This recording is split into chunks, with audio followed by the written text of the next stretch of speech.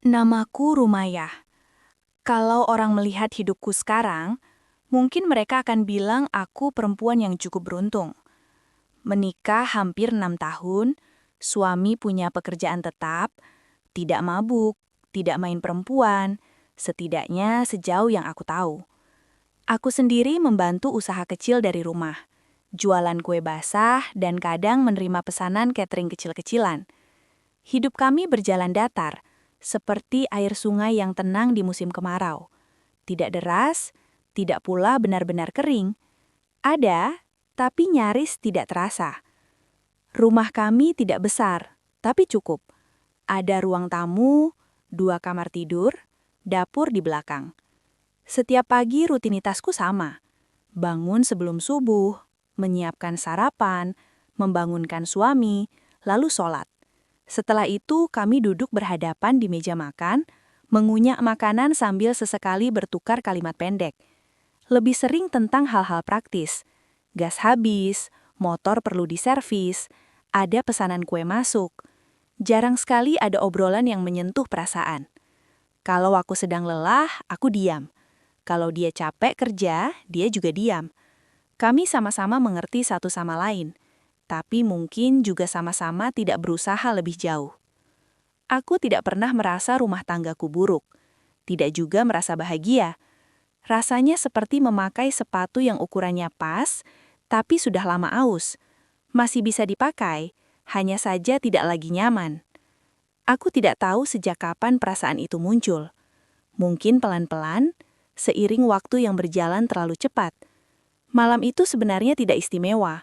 Suamiku sudah tidur lebih dulu karena besok harus berangkat pagi. Aku masih di ruang tengah, melipat pakaian, sambil menonton televisi tanpa benar-benar memperhatikan isinya. Ponselku tergeletak di samping, layar menghadap ke atas.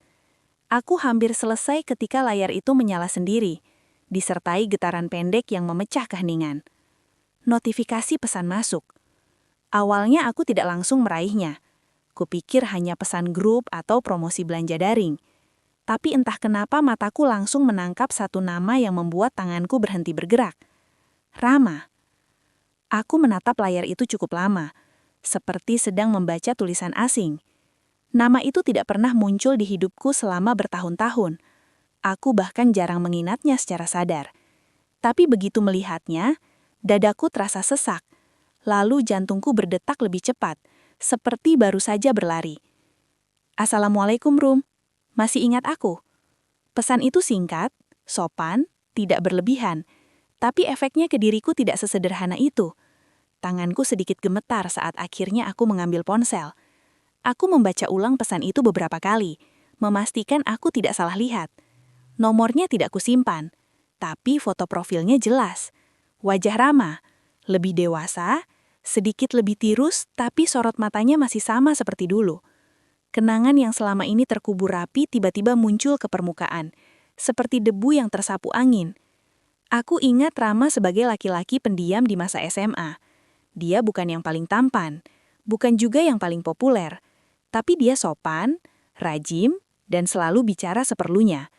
Kami tidak pacaran seperti anak-anak muda kebanyakan. Hubungan kami waktu itu lebih banyak diisi obrolan singkat sepulang sekolah, duduk di teras rumah orang tuaku, ditemani ibu yang kadang menguping dari balik jendela. Rama datang ke rumah orang tuaku bukan dengan tangan kosong. Dia membawa orang tuanya, membawa niat baik. Dia melamar aku saat kami masih sangat muda. Tidak ada janji muluk-muluk, tidak ada kata-kata manis yang berlebihan. Dia hanya bilang ingin serius, ingin belajar hidup bersama, ingin berjuang dari nol. Semua disampaikan dengan suara pelan tapi mantap. Dan aku menolaknya. Bukan karena aku tidak punya perasaan. Justru karena aku terlalu banyak berpikir. Aku takut hidup susah, takut kekurangan, takut melihat ibuku menua dalam kemiskinan seperti yang kualami sejak kecil. Rama waktu itu belum punya apa-apa selain niat dan kesungguhan. Aku memilih laki-laki lain yang terlihat lebih mapan, lebih menjanjikan secara materi. Rama menerima keputusanku tanpa marah. Dia pamit dengan sopan, menunduk hormat pada orang tuaku, lalu pergi. Tidak ada drama, tidak ada air mata yang ditunjukkan. Setelah itu, kami tidak pernah berkomunikasi lagi. Aku dengar dia merantau, bekerja, lalu entah kemana. Hidupku sendiri berjalan ke arah yang kupilih. Dan sekarang, belasan tahun kemudian namanya muncul lagi di layar ponselku. Aku menelan ludah. Ada dorongan aneh di dalam dadaku, campuran rasa bersalah, penasaran, dan sesuatu yang lebih sulit dijelaskan. Aku tahu seharusnya aku tidak terlalu memikirkan pesan itu, hanya menyapa mungkin, tapi pikiranku berlari kemana-mana. Aku melirik ke arah kamar. Suamiku masih terlelap, nafasnya teratur. Wajahnya terlihat lelah seperti biasa. Ada rasa bersalah menyerip di hatiku hanya karena aku memegang ponsel sambil memikirkan laki-laki lain. Tapi perasaan itu kalah cepat oleh rasa ingin tahu. Aku membalas dengan singkat. Iya, aku ingat. Pesan terkirim. Detik-detik berikutnya rasanya lebih panjang dari biasanya. Aku menunggu tanpa sadar, menatap layar seperti menunggu jawaban ujian. Tidak sampai 1 menit, balasan itu datang. Alhamdulillah, aku sempat ragu mau menghubungi atau tidak.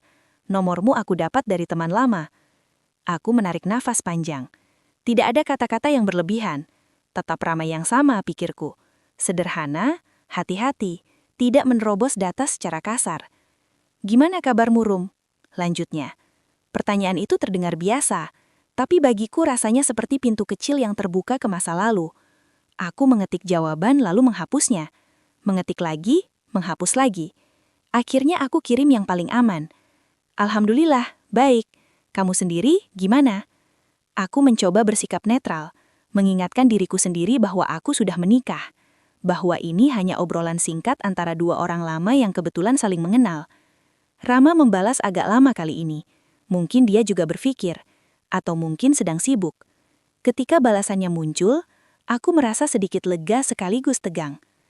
Alhamdulillah juga, aku sudah berkeluarga sekarang, kerja di luar kota. Kata-kata itu menamparku pelan. Ada rasa lega yang aneh karena dia juga sudah punya kehidupan sendiri.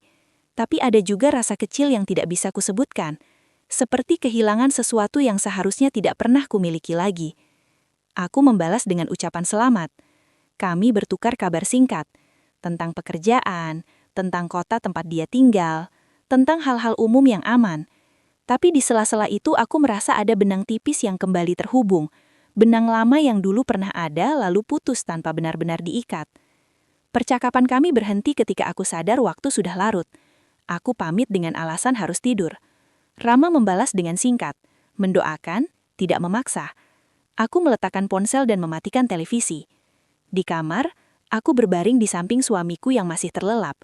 Gelap membuat pikiranku semakin ramai. Nama Rama terus terngiang bercampur dengan bayangan masa lalu yang selama ini kupikir sudah selesai. Aku bertanya pada diriku sendiri, kenapa jantungku berdebar hanya karena satu pesan? Kenapa rasa itu muncul begitu saja, tanpa izin? Aku menutup mata, mencoba tidur. Tapi pikiranku tidak bisa diam. Aku teringat putusan yang kuambil bertahun-tahun lalu, tentang pilihan yang terlihat benar saat itu, tentang hidup yang sekarang kujalani, yang aman tapi hampa. Aku tidak menyesali pernikahanku. Setidaknya aku selalu mengatakan itu pada diriku sendiri. Tapi malam itu, kehadiran satu nama membuat keyakinanku sedikit goyah. Aku sadar, ini baru permulaan. Aku belum tahu kemana arah semua ini. Aku hanya tahu satu hal, ada bagian dari masa laluku yang kukira sudah mati, ternyata masih bernapas pelan, menunggu saat untuk muncul kembali. Dan aku tanpa sadar, sudah membuka pintunya. Awalnya memang terasa sangat biasa. Tidak ada kalimat yang aneh, tidak ada rayuan murahan, tidak ada kalimat yang membuatku langsung merasa bersalah. Semua mengalir pelan, seperti 2 orang lama yang kebetulan bertemu di persimpangan hidup lalu berhenti sebentar untuk saling menyapa. Pesan Rama datang tidak setiap saat. Kadang pagi, kadang malam, seringkali jedanya berjam-jam. Justru itu yang membuat semuanya terasa wajar. Tidak menekan, tidak mengganggu, seolah kami hanya mengisi waktu kosong masing-masing, tanpa niat tersembunyi. Kami membicarakan kabar, tentang pekerjaan, tentang cuaca di kota tempat dia tinggal yang katanya lebih dingin dari tempatku, tentang rutinitas sederhana. Rama bercerita dia sering berangkat pagi, pulang menjelang maghrib, kadang terlalu lelah untuk sekedar menyalakan televisi. Aku membalas dengan ceritaku sendiri, Tentang adonan kue yang gagal mengembang, tentang pelanggan yang tiba-tiba membatalkan pesanan. Lalu pelan-pelan, obrolan itu menyentuh masa lalu. Tentang teman-teman SMA yang dulu duduk satu kelas. Ada yang sekarang jadi pejabat desa, ada yang sukses buka bengkel, ada juga yang katanya sudah 2 kali menikah. Kami tertawa lewat pesan ketika mengingat nama-nama yang dulu terasa penting, tapi sekarang bahkan wajahnya pun samar di ingatan. Rama tidak pernah memaksa membahas kenangan kami berdua. Tidak ada kalimat, "Ingat nggak dulu kita," yang berlebihan. Tidak ada nada seolah ingin mengungkit perasaan lama. Dia membicarakan semuanya dengan nada datar, sewajarnya orang dewasa yang sudah melewati banyak fase hidup. Justru disitulah aku mulai lengah. Suatu sore, ketika aku sedang duduk di dapur menunggu kue matang di oven, Rama mengirim pesan yang membuatku berhenti bergerak. "Kamu masih suka duduk dekat jendela kalau lagi mikir?" Aku membaca pesan itu berulang. Ada senyum kecil yang tanpa sadar muncul di bibirku. Hal itu sepele, sangat sepele. Tapi aku terkejut karena dia masih mengingatnya. Dulu, di kelas, aku memang selalu memilih bangku dekat jendela. Aku suka melihat keluar, memperhatikan orang lewat, membiarkan pikiranku melayang kemana-mana. "Iya," balasku singkat. "Masih." "Dari dulu kamu begitu, diam tapi pikirannya kemana-mana." Aku terdiam cukup lama sebelum membalas. Ada perasaan hangat yang sulit kuterjemahkan. Bukan karena kalimatnya romantis, bukan juga karena ada pujian di sana, tapi karena ada seseorang yang benar-benar memperhatikanku, bahkan pada hal-hal kecil yang mungkin tidak pernah aku ceritakan secara eksplisit. Hal-hal seperti itu mulai sering muncul. Rama ingat aku tidak suka terlalu manis. Ingat aku sering sakit perut kalau minum kopi terlalu kental. Ingat aku pernah ingin kuliah, tapi terpaksa berhenti karena biaya. Ingat aku pernah bilang ingin punya usaha sendiri, meski waktu itu hanya angan-angan anak SMA. Sementara suamiku sendiri, orang yang hidup serumah denganku hampir 6 tahun, bahkan lupa aku pernah punya keinginan itu sejak dulu. Usaha kecil yang sekarang aku jalani sering dianggapnya sekedar kegiatan sampingan, bukan sesuatu yang lahir dari mimpi lama. Aku tidak pernah membandingkan secara sadar. Setidaknya aku mencoba tidak melakukannya. Tapi perasaan itu muncul begitu saja, tanpa diminta. Setiap kali Rama menanyakan kabarku dengan tulus, aku merasa dilihat. Setiap kali dia mendengarkan ceritaku sampai selesai tanpa menyela, aku merasa keberadaanku berarti. Suamiku bukan orang jahat, dia hanya terlalu sibuk dengan pikirannya sendiri. Pulang kerja, lelah, ingin istirahat. Kalau aku bercerita, seringkali dia hanya mengangguk atau menjawab seperlunya. Tidak ada niat buruk, tapi juga tidak ada ruang. Rama berbeda. Dia bertanya, dia menanggapi, dia mengingat. Awalnya aku masih membatasi diri. Aku hanya membalas saat ada waktu luang, tidak pernah mengirim pesan duluan, tidak pernah membalas terlalu cepat. Aku menenangkan diriku sendiri dengan alasan yang terdengar masuk akal. Ini cuma ngobrol, tidak ada yang salah. Namun tanpa sadar, aku mulai menunggu. Bukan menunggu dalam arti yang berlebihan, hanya perasaan kecil yang muncul ketika aku membuka ponsel dan berharap ada notifikasi darinya. Ketika pesan itu datang, ada rasa senang yang tidak ingin kuakui. Ketika tidak ada kabar, ada sedikit hampa yang mengganggu. Aku meyakinkan diri, ini bukan cinta. Aku sudah menikah. Aku tahu batas. Aku hanya merasa nyaman, itu saja. Suatu malam, suamiku pulang lebih larut dari biasanya. Katanya ada lembur mendadak. Aku menyiapkan makan malam, menunggunya, lalu makan sendiri karena dia bilang sudah makan di luar. Kami duduk di ruang tamu menonton acara yang sama, tapi dengan jarak yang terasa jauh. Aku ingin bercerita tentang hari itu. Tentang pelanggan yang memuji kuenya, tentang rasa capek yang bercampur bangga. Tapi suamiku sibuk dengan ponselnya, membalas pesan rekan kerja. Aku akhirnya diam. Di kamar, sebelum tidur, ponselku bergetar. "Rama, kamu kelihatan capek hari ini? Usahanya lagi rame." Aku menatap layar lalu menatap langit-langit. Ada rasa getir yang muncul. Aku belum bercerita apapun padanya hari itu. Tapi dia tahu dari caraku membalas sebelumnya, dari jeda pesan yang mungkin terasa berbeda. "Iya, lumayan. Tapi senang. Capek yang ada senangnya itu beda. Jangan lupa istirahat." Kalimat sederhana tapi membuat dadaku terasa hangat. Aku membalas dengan emoji kecil. sesuatu yang jarang kulakukan. Kami melanjutkan obrolan ringan sampai aku mengantuk. Malam itu sebelum tidur, aku menyadari sesuatu yang membuatku gelisah. Orang terakhir yang berbicara denganku sebelum aku memejamkan mata bukan suamiku, dan itu terasa nyaman. Hari-hari berikutnya berjalan seperti biasa, tapi dengan warna yang sedikit berbeda. Aku tetap menjalani peranku sebagai istri, memasak, mencuci, membantu usaha, menunggu suami pulang. Tidak ada yang terlihat berubah secara kasat mata. Tapi di dalam, ada ruang kecil yang mulai terisi oleh seseorang dari masa lalu. Aku mulai bercerita lebih banyak pada Rama, tentang hal-hal yang selama ini kupendam, tentang rasa sepi yang datang meski rumah tidak pernah kosong, tentang perasaan tidak didengar. Aku tidak menyebut nama suamiku secara buruk, aku hanya bercerita tentang diriku. Rama tidak pernah menjelekan suamiku, tidak pernah memberi saran yang berbahaya. Dia hanya mendengar. Sesekali berkata, "Kamu kuat," atau "Perasaanmu wajar." Kalimat-kalimat itu seperti pembenaran yang tidak pernah kuminta, tapi diam-diam kubutuhkan. Aku masih menjaga batas, setidaknya menurut versiku sendiri. Tidak ada panggilan sayang, tidak ada kata-kata mesra, tidak ada rencana bertemu. Tapi obrolan kami semakin panjang, semakin dalam, dan semakin sering. Aku mulai menunggu pesan Rama di pagi hari, atau setidaknya sebelum tidur. Jika seharian tidak ada kabar, aku akan membuka ulang chat lama, membaca percakapan sebelumnya.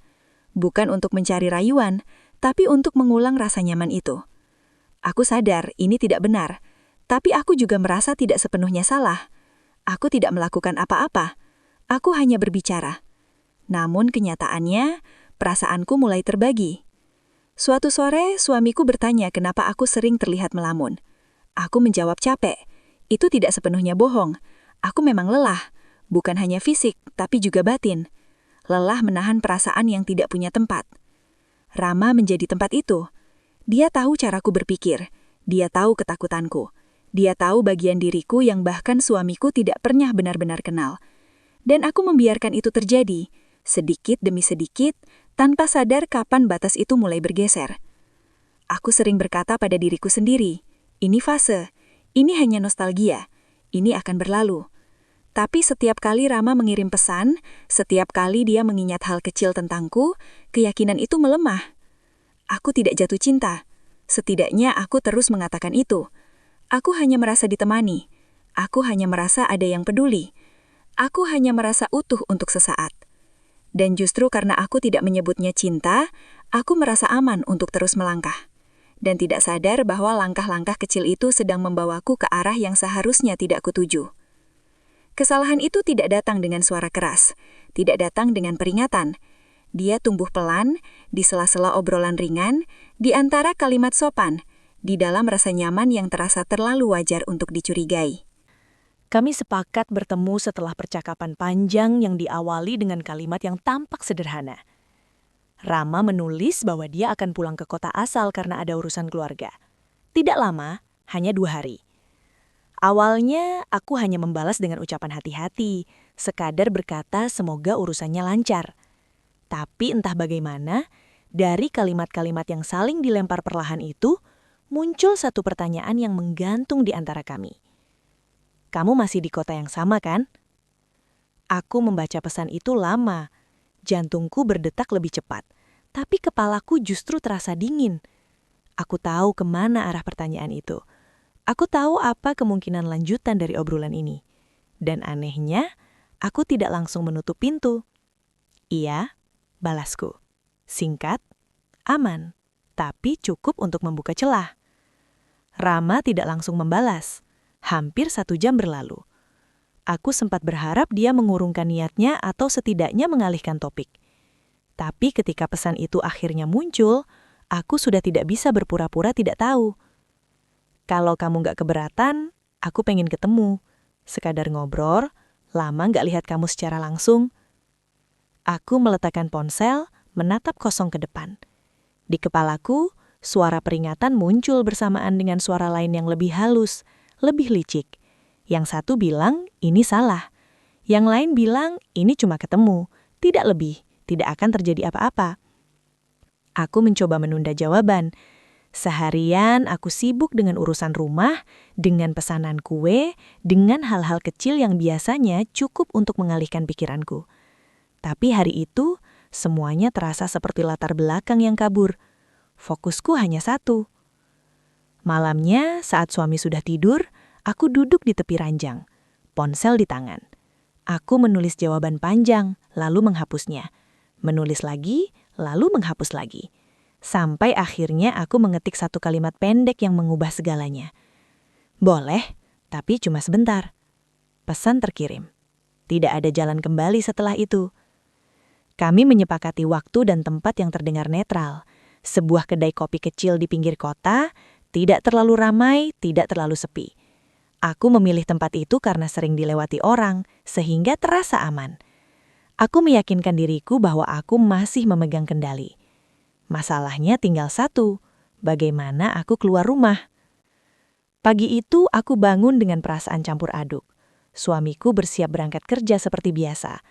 Aku menyiapkan sarapan sambil berusaha terlihat normal. Tanganku bekerja otomatis, tapi pikiranku terus melompat ke jam di dinding. Saat kami duduk di meja makan, aku berkata dengan nada santai bahwa siang nanti aku mau ke rumah sepupu. Katanya mau titip barang dan sekalian ngobrol sebentar. Suamiku hanya mengangguk, tanpa bertanya lebih jauh. Tidak ada kecurigaan di wajahnya, tidak ada selidik. Dan disitulah sesuatu di dalam diriku terasa runtuh. Untuk pertama kalinya dalam hidupku, aku berbohong dengan tenang. Tidak ada getaran di suara, tidak ada rasa bersalah yang langsung menyesakan. Kebohongan itu keluar begitu saja, seperti kalimat biasa. Setelah suami berangkat, aku berdiri cukup lama di dapur, memandangi meja makan yang masih menyisakan remah-remah roti. Aku bertanya pada diriku sendiri, sejak kapan aku bisa sejauh ini? Aku bersiap lebih lama dari biasanya, memilih baju yang sederhana, tidak mencolok, tapi rapi. Aku tidak ingin terlihat seperti sedang bertemu seseorang yang istimewa. Aku hanya ingin terlihat seperti diriku sendiri. Tapi ketika aku bercermin, aku tahu mataku berbeda. Ada cahaya kecil yang di sana yang jarang muncul akhir-akhir ini. Perjalanan ke kedai kopi terasa lebih singkat dari biasanya. Sepanjang jalan, perasaanku naik turun. Kadang aku ingin memutar balik, kadang justru menekan gas sedikit lebih dalam. Sampai akhirnya aku sampai, memarkir kendaraan, dan duduk diam di dalam beberapa menit, menenangkan napas. Rama sudah ada di sana. Dia duduk di sudut, membelakangi jendela dengan secangkir kopi yang sudah disentuh setengah. Ketika dia melihat aku, dia berdiri. Gerakannya tenang, tidak terburu-buru. Senyumnya kecil, tapi tulus. Saat itu aku menyadari bahwa waktu benar-benar telah mengubahnya. Dia terlihat lebih dewasa, bahunya lebih lebar, wajahnya lebih keras, tapi matanya masih sama. Tenang, penuh perhatian. Tidak ada kesan pria yang dulu aku tinggalkan demi mimpi hidup nyaman yang belum tentu benar-benar kuterima. Kami saling menyapa dengan canggung yang tipis, duduk berhadapan, memesan minum. Beberapa menit pertama diisi dengan senyum kecil dan kalimat pembuka yang aman. Tentang perjalanan, tentang cuaca, tentang tempat itu yang katanya baru direnovasi. Lalu obrolan mengalir begitu saja. Kami tertawa mengingat guru-guru lama, mengingat kebiasaan aneh teman-teman sekolah, membicarakan hidup masing-masing dengan nada netral. Tidak ada keluhan yang berlebihan, tidak ada curhat yang menjurus. Semua terasa ringan, bebas, seolah kami dua orang dewasa yang kebetulan punya masa lalu yang sama tanpa beban apapun. Aku lupa waktu, aku lupa dunia di luar meja kecil itu. Untuk pertama kalinya setelah bertahun-tahun, aku merasa benar-benar hadir di satu momen. Tidak memikirkan pekerjaan rumah, tidak memikirkan besok, hanya duduk, mendengar, dan didengar. Rama tidak berubah dalam satu hal penting, caranya mendengarkan. Ketika aku berbicara, dia fokus, tidak memotong, tidak sibuk dengan ponsel. Tatapannya membuat ceritaku penting, bahkan hal-hal kecil yang biasanya tidak pernah aku anggap layak diceritakan. Aku sadar betul betapa berbahayanya perasaan itu. Kami terdiam sejenak ketika minuman kami hampir habis. Ada jeda yang terasa berat, seolah ada sesuatu yang ingin diucapkan, tapi sama-sama ditahan. Aku hendak membuka ponsel, mencari alasan untuk pamit, ketika Rama berbicara lebih dulu. "Rum, katanya. Pelan. Aku mengangkat kepala. Kadang-kadang aku mikir hidup itu lucu. Aku mengangguk, menunggu. Kalau dulu kamu terima aku, mungkin hidupmu nggak begini. Kalimat itu tidak diucapkan dengan nada menuduh. Tidak ada emosi meledak-ledak. Justru karena itulah, dadaku terasa sesak. Seperti ada tangan tak terlihat yang menekan kuat dari dalam. Aku menatapnya, tidak tahu harus menjawab apa. Kalimat itu bukan rayuan, bukan juga usaha menjatuhkanku, tapi terasa seperti pisau yang mengiris tepat di tempat yang paling rapuh. Aku ingin membantah, ingin bilang hidupku baik-baik saja, ingin mengatakan bahwa semua pilihanku benar. Tapi kata-kata itu tidak keluar. Yang ada hanya rasa perih yang pelan tapi dalam. Maaf, katanya kemudian, seolah menyadari dampaknya. Nggak apa-apa, aku cuma kaget. Potongku cepat, terlalu cepat. Kami kembali diam. Aku menundukkan kepala, memainkan ujung gelas. Aku tahu aku seharusnya berdiri, membayar, lalu pergi. Aku tahu ini titik di mana aku masih bisa menyelamatkan diriku sendiri. Tapi kakiku terasa berat, kepalaku penuh. Rama menghela napas, lalu tanpa banyak bicara, tangannya bergerak di atas meja. Pelan, hati-hati. Ujung jarinya menyentuh tanganku. Aku bisa menariknya saat itu juga. Aku punya cukup waktu. Sentuhannya tidak tiba-tiba, tidak memaksa. Aku sadar betul akan apa yang terjadi. Tapi aku tidak menghentikannya. Tangannya menggenggam tanganku dengan lembut, seolah takut aku akan menghilang. Sentuhan itu sederhana, tidak vulgar, tidak agresif, tapi cukup untuk membuat batas yang selama ini aku jaga runtuh seketika. Aku tahu ini salah. Seluruh tubuhku tahu, ada suara kecil di kepalaku yang berteriak agar aku berhenti. Tapi aku tetap diam. Aku membiarkan genggaman itu terjadi. Aku membiarkan diriku berada di sana, dalam keheningan yang penuh makna. Saat itu aku bukan lagi Rumayyah yang sudah menikah hampir 6 tahun. Aku bukan istri yang setia. Aku hanya perempuan yang sedang lelah, yang akhirnya merasa dipilih, diperhatikan, dan diinginkan. Kami tidak berciuman, tidak melakukan hal yang lebih jauh, tapi aku tahu pengkhianatan tidak selalu butuh sentuhan yang lebih dalam dari itu. Kadang cukup dengan diam ketika seharusnya menolak. Beberapa menit kemudian, aku menarik tanganku perlahan. Aku berdiri, mengatakan harus pulang. Rama tidak menahanku, dia hanya mengangguk, menatapku dengan sorot mata yang sulit kuterjemahkan. Ada penyesalan di sana, juga harapan. Perjalanan pulang terasa jauh lebih panjang. Setiap lampu merah terasa seperti jeda untuk menuduh diriku sendiri. Setiap spion seperti memantulkan wajah asing yang tidak kukenal. Ketika aku sampai di rumah, tanganku dingin, lututku lemas. Suamiku belum pulang. Rumah sepi. Aku duduk di ruang tamu, menatap dinding, mencoba mencerna apa yang baru saja terjadi. Tidak ada jejak fisik, tidak ada saksi, tidak ada yang berubah secara kasat mata. Tapi aku tahu, ada sesuatu yang sudah patah di dalam diriku. Disitulah aku sadar, tanpa perlu pengakuan lisan, tanpa perlu bukti yang lebih besar, aku telah resmi mengkhianati rumah tanggaku sendiri. Bukan karena perbuatan besar, tapi karena satu keputusan kecil yang tidak kuhentikan ketika aku masih bisa. Hubunganku dengan Rama tidak berhenti setelah pertemuan itu. Justru setelahnya, semuanya terasa berjalan di jalur yang aneh. Tidak pernah kami menyebut kata pacaran. Tidak pernah ada permintaan untuk status apapun. Tidak ada janji masa depan. Tapi ada sesuatu yang jelas berubah. Ada jarak yang runtuh, dan bersamaan dengan itu, rasa bersalah yang tumbuh semakin tebal. Kami kembali ke obrolan seperti biasa, tapi nadanya berbeda. Lebih hati-hati, lebih dalam, lebih jujur sekaligus lebih berbahaya. Kami jarang membicarakan pertemuan itu secara langsung, seolah sepakat untuk tidak menyebutkan apa yang sudah terjadi. Tapi kehadirannya terasa di setiap kalimat, di setiap jeda yang sedikit lebih lama dari biasanya. Aku menjalani hari-hariku seperti perempuan normal lainnya, bangun pagi, menyiapkan sarapan, mengurus rumah, melanjutkan usaha kecilku. Dari luar tidak ada yang berubah. Tetangga masih menyapa seperti biasa. Suamiku masih pulang di jam yang sama, duduk di sofa yang sama, menonton acara yang sama. Semua terlihat utuh. Tapi di dalam diriku, ada yang retak. Setiap kali aku melihat suamiku, perasaanku bercampur aduk. Ada kasihan, karena dia tidak tahu apapun. Ada rasa bersalah, karena aku telah menyimpan sesuatu yang seharusnya tidak ada di antara kami.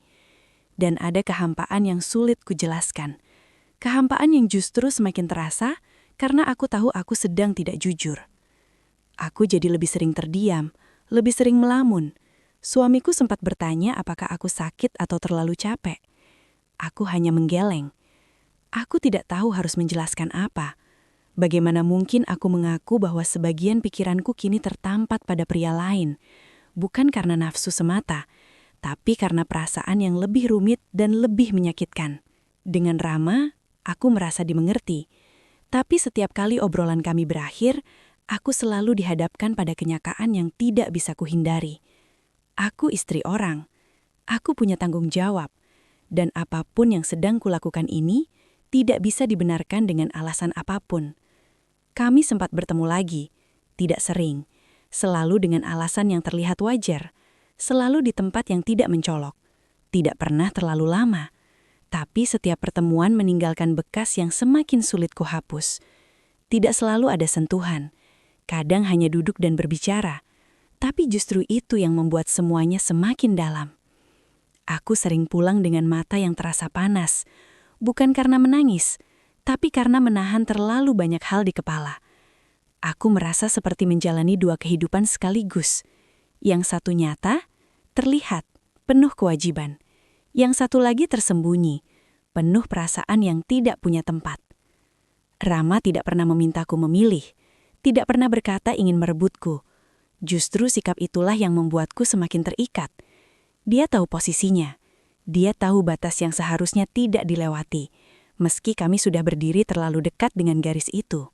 Suatu malam, kami duduk berhadapan di tempat yang sama seperti pertemuan pertama. Suasananya lebih sunyi.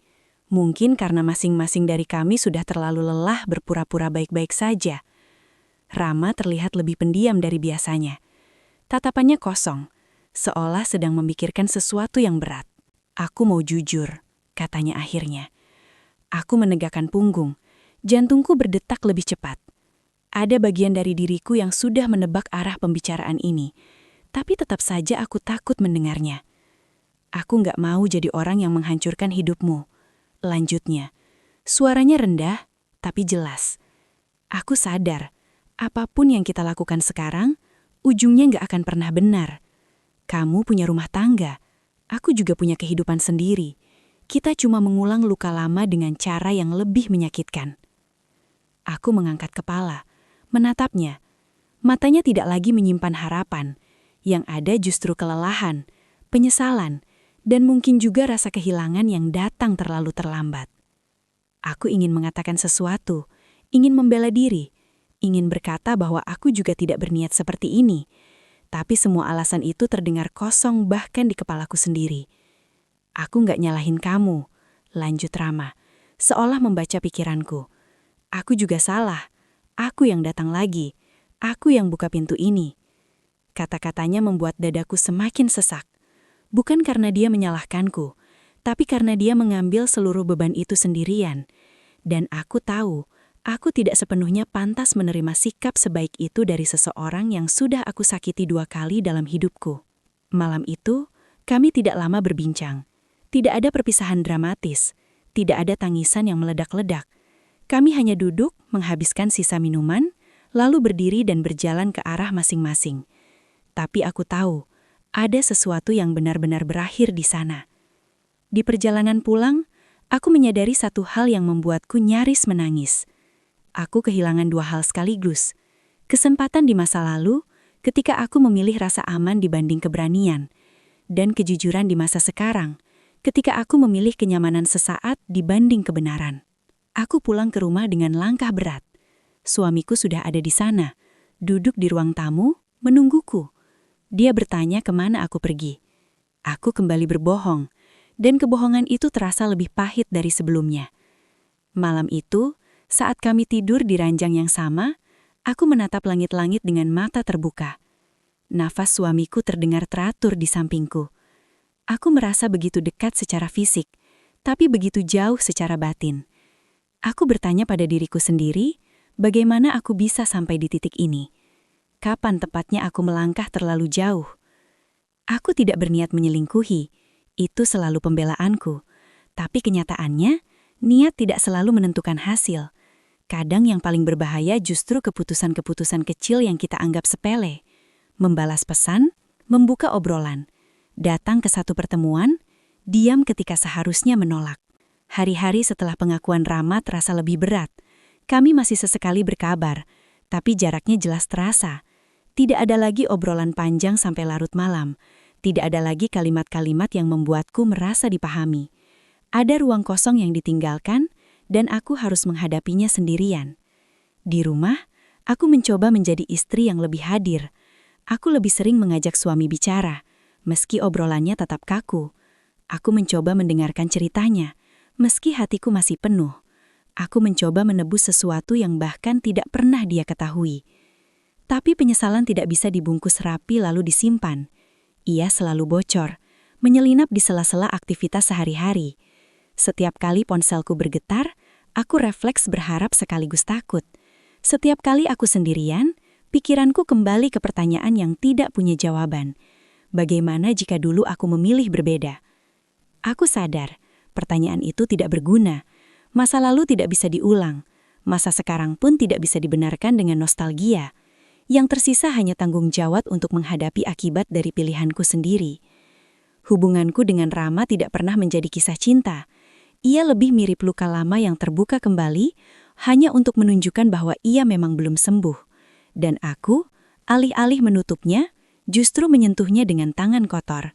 Penyesalan itu kini menjadi bagian dari hidupku. Tidak terlihat, tapi selalu terasa.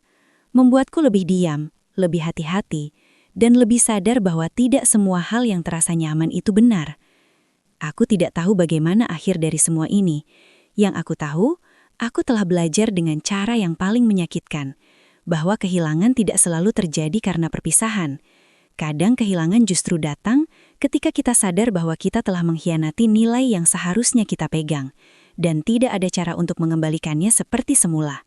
Aku mengakhiri semuanya pada satu pagi yang terasa biasa, tapi meninggalkan bekas yang panjang.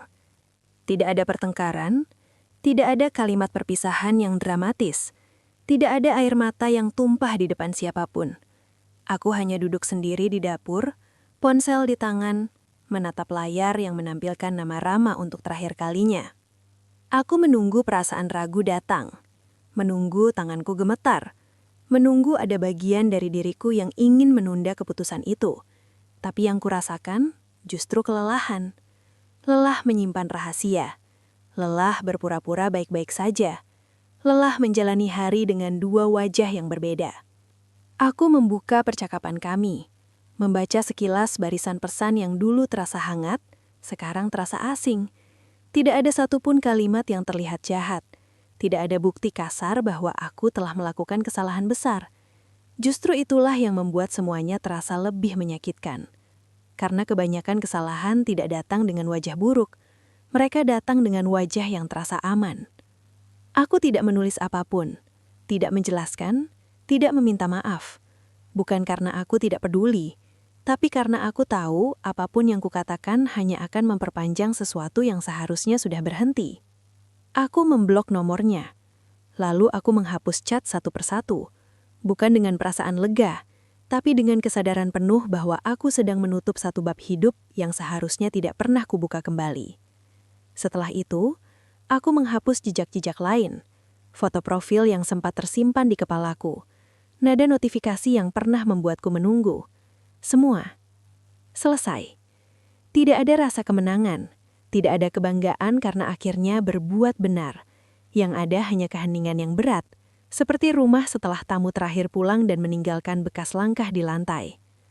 Hari-hari setelahnya berjalan lambat. Aku kembali sepenuhnya menjadi istri. Bangun pagi, menyiapkan sarapan, menunggu suami pulang. Berbagi ruang tanpa benar-benar berbagi isi hati. Tapi kali ini ada perbedaan. Aku melihat suamiku dengan mata yang berbeda. Bukan karena dia berubah, tapi karena aku yang tidak lagi bisa membohongi diriku sendiri. Dia tidak pernah tahu apa yang hampir menghancurkan rumah tangga kami. Dia tidak pernah tahu bahwa ada masa singkat di mana kesetiaanku goyah. Dan mungkin dia tidak akan pernah tahu. Aku tidak berniat mengaku, bukan karena aku merasa benar, tapi karena aku tahu pengakuan itu hanya akan memindahkan bebanku ke pundaknya. Hukuman ini cukup kutanggung sendiri. Setiap kali dia tersenyum, ada rasa perih yang datang tanpa diundang. Setiap kali dia bertanya apakah aku capek, ada rasa bersalah yang menyelinap. Aku mulai menyadari betapa mudahnya aku menyalahkan keadaan, menyalahkan kesepian, menyalahkan tidak didengarnya diriku, padahal akar dari semua ini jauh lebih dalam. Bukan Rama yang membuatku melangkah terlalu jauh, bukan juga suamiku. Yang membuatku selingkuh adalah ketidakjujuranku pada diri sendiri. Aku tidak pernah benar-benar jujur tentang apa yang kuinginkan sejak awal. Aku memilih hidup yang terlihat aman, tanpa bertanya apakah aku siap dengan konsekuensinya. Aku menekan mimpi-mimpiku sendiri, lalu diam-diam berharap orang lain mengisinya. Ketika ada seseorang yang datang dan mendengarkan, aku menyerahkan tanggung jawab itu padanya. Kesalahanku bukan jatuh hati pada orang lain. Kesalahanku adalah membiarkan diriku hidup setengah-setengah, lalu mencari pelarian ketika ruang itu terasa kosong. Aku sering berpikir, andai dulu aku berani memilih dengan jujur, entah menerima Rama dengan segala keterbatasannya, atau benar-benar menerima pilihanku tanpa menoleh ke belakang. Andai dulu aku tidak membangun hidup di atas rasa takut, mungkin aku tidak akan duduk di sini sekarang, hidup dengan penyesalan yang sunyi. Selingkuh tidak pernah memberi kebahagiaan. Aku tahu itu sekarang. Bukan dari nasihat orang lain, tapi dari pengalaman yang melekat di tulang. Ia hanya menunda luka, memberi ilusi dipahami, memberi rasa nyaman sesaat, lalu pergi meninggalkan rasa bersalah yang jauh lebih panjang dari kenikmatannya. Tidak ada akhir bahagia dalam kisah ini. Tidak ada yang menang. Rama kembali ke hidupnya dengan luka lama yang terbuka lagi. Aku kembali ke rumah tanggaku dengan kesadaran yang terlambat. Suamiku tetap menjalani hidup tanpa tahu bahwa kepercayaannya pernah hampir runtuh. Dan aku, Rumayyah, harus hidup dengan ingatan itu seumur hidupku. Bukan sebagai korban keadaan, tapi sebagai perempuan yang pernah salah memilih, lalu belajar dengan cara yang paling sunyi bahwa kejujuran pada diri sendiri adalah fondasi yang tidak boleh diabaikan. Sekali saja kau menghindarinya, seluruh hidupmu bisa berdiri di atas penyesalan yang tidak terlihat, tapi selalu terasa. Pesan moral untuk penonton. Kadang yang datang kembali dari masa lalu bukan untuk diperjuangkan, tapi untuk menguji apakah kita sudah cukup dewasa menjaga pilihan kita sendiri.